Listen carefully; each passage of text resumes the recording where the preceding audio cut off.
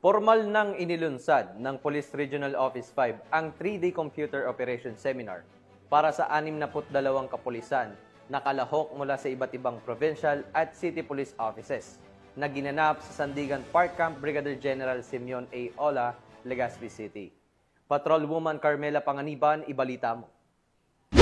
Formal nang inilunsad ng Police Regional Office 5 sa pangunguna ni Police Brigadier General Nestor C. Babagay Jr. ang 3-day Computer Operation Seminar Workshop na ginanap sa Sandigan Park, Camp Bijan Simeon A. Ola, Legazpi City.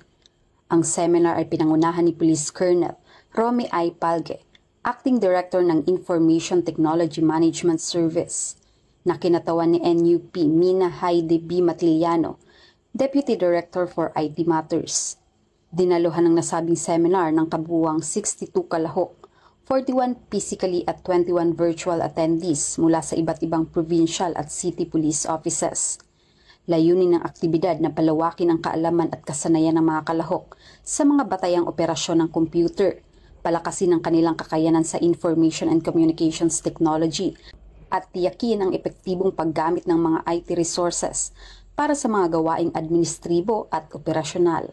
Ang pagsasanay na ito ay bahagi ng patuloy na inisyatibo ng Pro5 na paigtingin ang digital na kakayanan ng kanilang mga tauhan, alinsunod sa modernisasyon ng serbisyo publiko at pagpapatibay ng epektibong pamamahala sa rehiyon.